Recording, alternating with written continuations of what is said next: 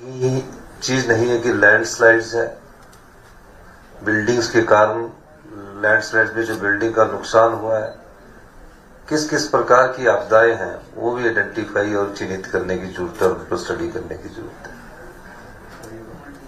जगत नेगी जी ने एक बहुत अच्छी बात की कि एसओपी बनाना पड़ेगा हमें इन परिस्थितियों के लिए कि क्या रात को डिप्टी कमिश्नर साहब से हम बात करना चाहते हैं या एसडीएम से स्पीति की में बात करना चाहते हैं और जिनको सैटेलाइट फोन उपलब्ध करवाए गए हैं वो बंद क्यों है। ये चीजें बड़ी जरूरी है और रिस्पांस हमारा बहुत अच्छा होना चाहिए।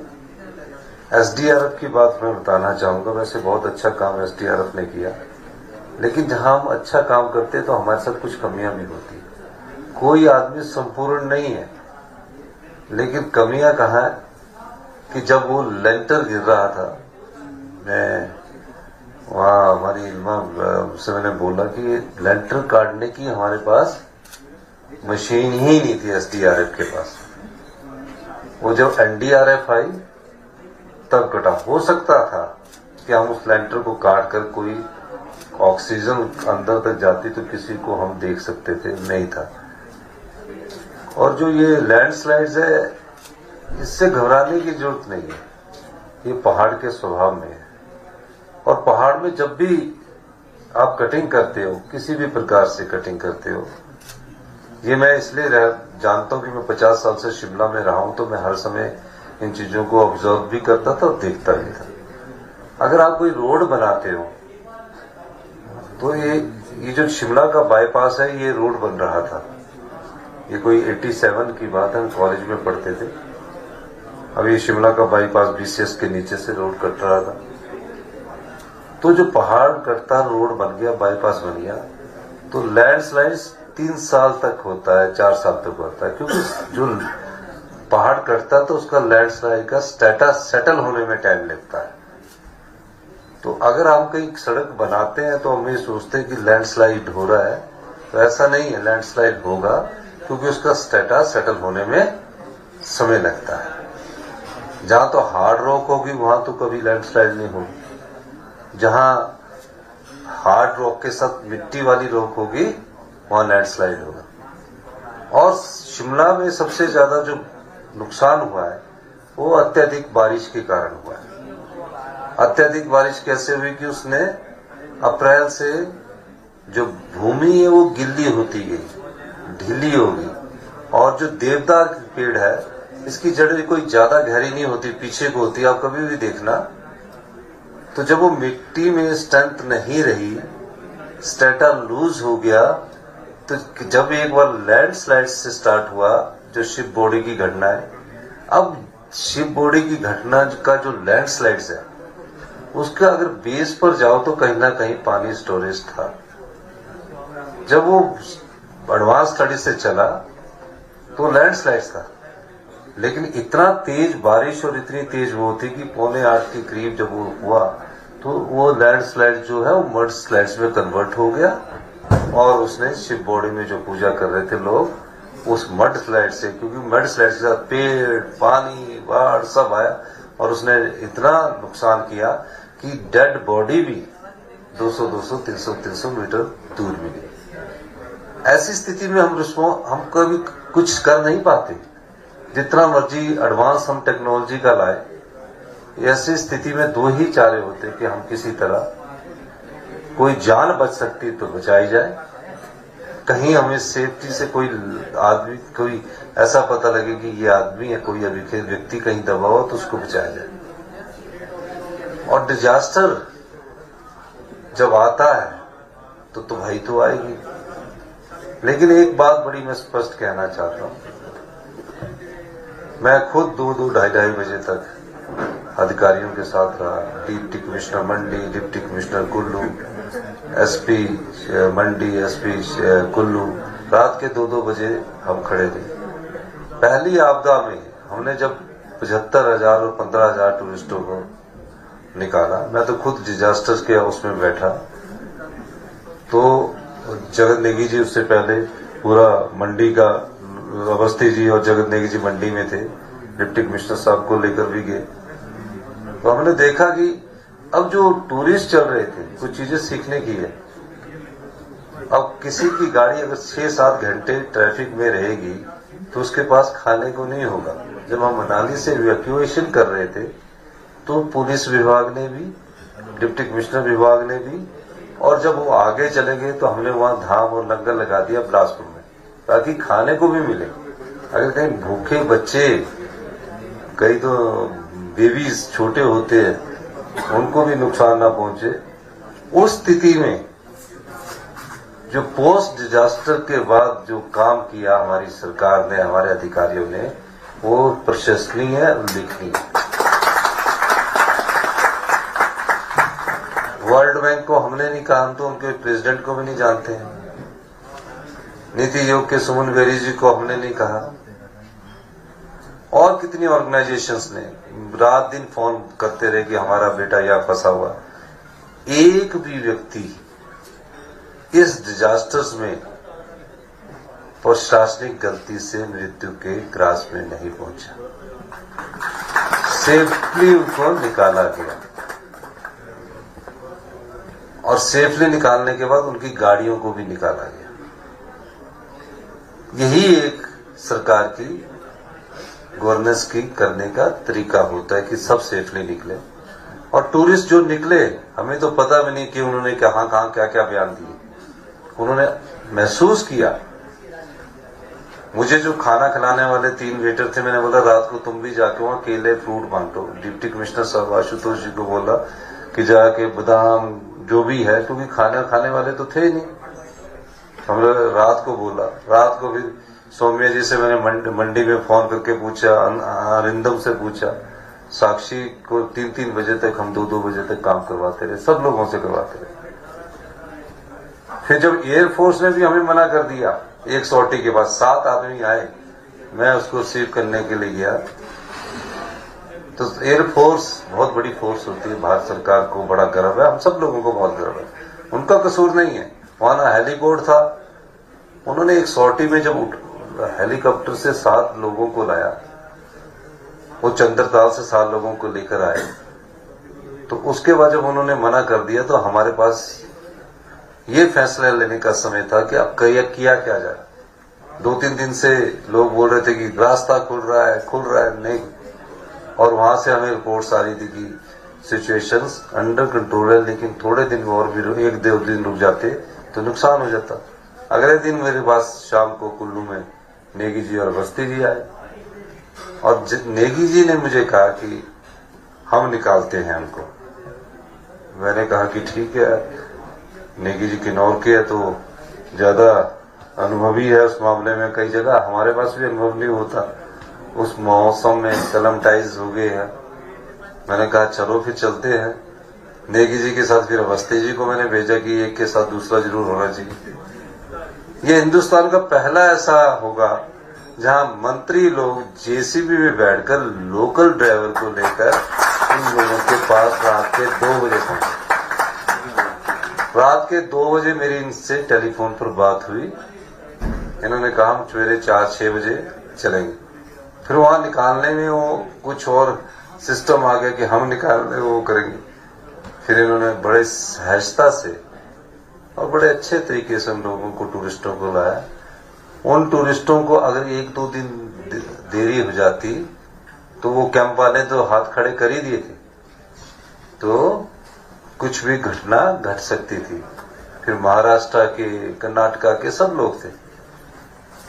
और निकालने के बाद जब वो लोसर पहुंचे, मैं इनको लोसर छोड़कर आया, तो उसमें -4 डिग्री टेम्परेचर था लोसर में। छोड़ने के बाद जब ये लोग गए, जेसीबी में बैठ गए, कोई ईगो नहीं थी उसमें, कोई ये बड़प्पन नहीं था कि किसी अवधि को बोला जाए कि मैंने इनको क्यों भेजा है। यही तो सरकार की कर्तव्य निष्ठा होती है कि मंत्री भी ये सोचे कि नहीं मैं भी एक काम करूं। अधिकारी काम कर रहे थे, किसी को कोई ईगो नहीं थी। और जिस सरकार में ईगो नहीं होती वो प्रशासनिक दृष्टि से मजबूत सरकार होती है। तो जब इन लोगों ने निकाला तो खुशी हुई। वो कोई हिमाचल के लोग नहीं थे। अगर हम भी सोए रहते और नेगी ना बोलते तो मेरे लिए तो और समस्या हो गई थी। इन्होंने ये शिमला वापस जा रहे थे टूर करने के बाद, सभी मिनिस्टर सभी विधायक हमारे टूरों पर थे। पूरा रात उनके साथ मैं इन टच रहता था, ओंकार जी के साथ इन टच रहता था, चीफ सेक्रेटरी साहब के साथ इन टच रहता था। हाल तो दोनों हमारे बड़े अधिकारी बाहर गए हुए थे, लेकिन हम इन टच रहे और हमने परिचय दिया जो हिमाचल की संस्कृति है कि हमने उन लोगों को प्यार से निकाला। कहीं लूटपाट नहीं हुई, कहीं अराजकता का माहौल नहीं था, कहीं से ये खबर नहीं आई कि पानी की बोतल 10-20 रुपए की और 100 रुपए में बिक रही है। एक दो जगह छुटपुट बातें हुई कि टैक्सी का किराया कोई ज्यादा लिया, उसको भी हमने बाद में कंट्रोल किया। लेकिन 48 घंटों में बिजली हमने वहां सप्लाई चालू की, बहुत मुश्किल स्थान पर कुल्लू में पानी की सप्लाई की और सब चीजों को हमने ठीक ढंग से सप्लाई किया। ये पोस्ट डिजास्टर की बात कर रहा हूं। क्यों किया? हिमाचल के लोग ही नहीं थे, 75,000 फंसे रहते थे। कोई हमारे को वोट थोड़ी पड़ना था उससे, कोई हमारी गाड़ी हमको कोई वोट के लिए थोड़ी करना था। लेकिन एक संस्कृति है हमारी, जो हमारी हिंदू संस्कृति में सभी का हम आदर करना जानते हैं और जो फंसे हुए उसकी मुसीबत को निकालना चाहते हैं। सब लोगों ने काम किया, ऐसा नहीं है कि किसी ने काम किया कि सिर्फ मुख्यमंत्री जी लगे हुए थे, सबने काम किया। और कई ऐसे कर्मचारी हैं जिनका हम जानते भी नहीं है, लेकिन वो भी बिजली के लिए दौड़े रहे, जो कुछ करते रहे। मनाली में भी हमने 48 घंटे में बिजली पहुंचाई, थोड़ी जगह मोबाइल कनेक्टिविटी पहुंचाई। केरल से फोन आते थे हमको, तमिलनाडु से फोन आते थे, बचाइए। ये इसलिए किया कि हमारी सरकार संवेदनशील भी है और लोगों की समस्याओं को सुलझाने का भी समझती है। फिर उसके बाद हिमाचल को पुनः उत्थान की ओर ले जाना है। कैसे होगा पूर्ण उत्थान? इसका पैसे है नहीं है आपके पास। हम 100 रुपया जैसे बजट होता है गवर्नमेंट, अब जो सरकारी कर्मचारी अधिकारी है या कोई कृषक है, उसका अपना एक बजट होता है। वो बजट में अगर उसे 10,000 रुपया मिलता, अगर वो 20-25 हजार रुपया खर्च करेगा तो बाद में क्या होता है कि उसको सोसाइटी से लोन उठाना पड़ता है या बैंक से लोन उठाना पड़ता है। हमारी तो वो भी स्थिति नहीं है। हम तो ये हो गए हैं कि अगर बैंक से उधार मांगने जाएंगे तो बोलेंगे भाई तुम्हारा ट्रैक रिकॉर्ड ठीक नहीं है तो हमें मिल नहीं सकता। हमारी स्थिति वो है। छोटा सा प्रदेश है, 75 लाख लोग हैं हम, लेकिन कर्जे के मामले में हम भी नंबर 1 है। 10,000 की लायबिलिटीज है सरकारी कर्मचारी को, 7th पे कमीशन दे दिया है। अच्छा, पे कमीशन हैवी है तो कोई अभी एरियर की बात भी नहीं करता, वो सोचते कि मिल ही जाएगा, सरकार ने देना ही है। वो देना है हमने, उसमें कोई दो राय नहीं है, लेकिन हमारे पास पैसा होगा तभी तो देंगे। और पैसे के बाद ये आपदा आ गई। अब आपदा में जिसका घर पाई जोड़कर एक पाई जोड़ने के बाद अपना घर बनाता है, 4,000 परिवार बेघर हो गए, खुली धूप के नीचे सोने को मजबूर हो गए। प्रशासन ने उनको खाने का इंतजाम भी किया। फिर हमने देखा कि अगर वो उनके बच्चों की पढ़ाई, बेटियों की पढ़ाई को नुकसान हो रहा, तो हमने पहली बार 5,000 रुपया गांव में, जबकि 500 रुपए का मकान मिल जाता है, पर उनकी गोरनी वगैरह भी होनी थी, हमने 5,000 रुपया मकान का किराए का मकान में दिए और 10,000 रुपया शहर के मकान में किराए के लिए दिए। शिमला में 10,000 में अच्छा कमरा आ जाता है यहाँ इसके बाद। और कम से कम 130 फैमिलियां और बच्चों को पढ़ने की हमने सुविधा उपलब्ध करवाई। किराए के बारे में सोचा होगा कभी? किसी ने नहीं दिया होगा, किसी भारत सरकार ने नहीं दिया होगा, हमने दिया। हमारे डिजास्टर मैनेजमेंट ने प्लान किया, हमने दे दिया। खाने का फ्री में कर दिया 31 मार्च 2024 तक। गैस का सिलेंडर हमने कर दिया। बच्चों की पढ़ाई के लिए एक्स्ट्रा क्लासेस का हमने कर दिया। उसके बाद हमको आई कि अब इनके घर कैसे बनाने। 1,30,000 में क्या घर बनेगा? फिर नियम ऐसे हैं कि जिसका कच्चा घर बह गया उसको कच्चे घर के लिए हम पैसे देंगे। फिर हमने कहा कि सरकार की नीयत ये है कि ये कच्चा घर में अगर गरीब आदमी रह रहा है तो ये जिंदगी भर ही गरीब रहे।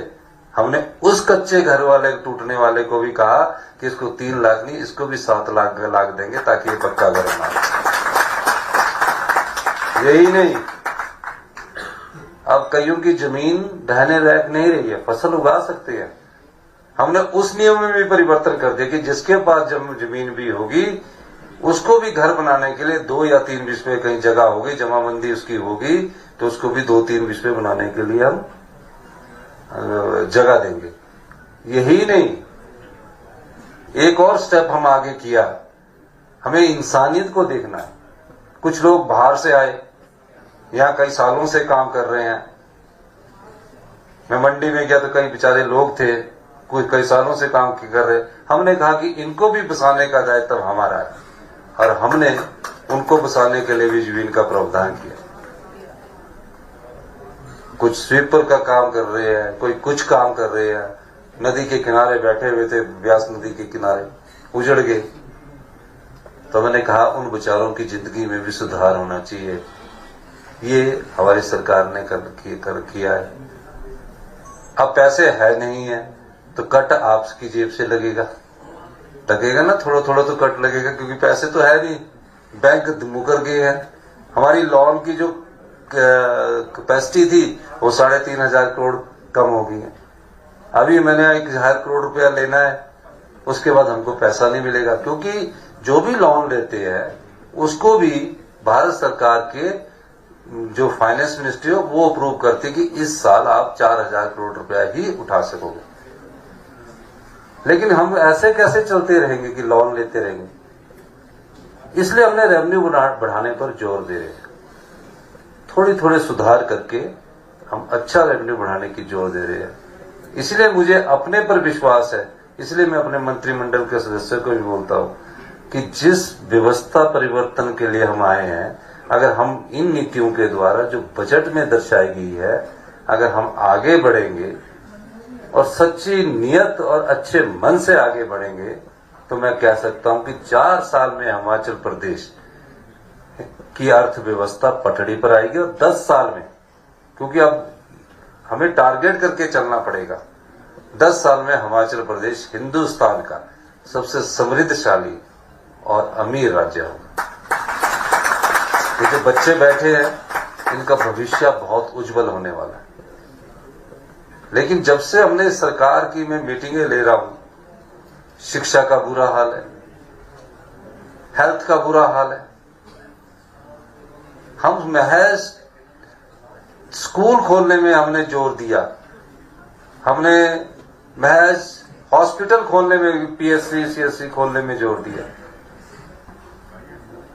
पर उनको स्ट्रेंथनिंग करने के लिए और हाई एंड टेक्नोलॉजी से लोड करने के लिए हमने कभी जोर नहीं दिया।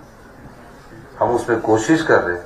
अगर आप कैजुअलिटी में जाओगे तो एक बेड पर 2 लोग बैठे होते हैं, 3 लोग बैठे चीख रहे होते हैं। हमने उसको अपग्रेड किया, डिपार्टमेंट ऑफ इमरजेंसी मेडिसिन, और 100 बेडेड हम कैजुअलिटी का इमरजेंसी वार्ड बना रहे हैं जिसमें हर 8 घंटे में 1 डॉक्टर होगा।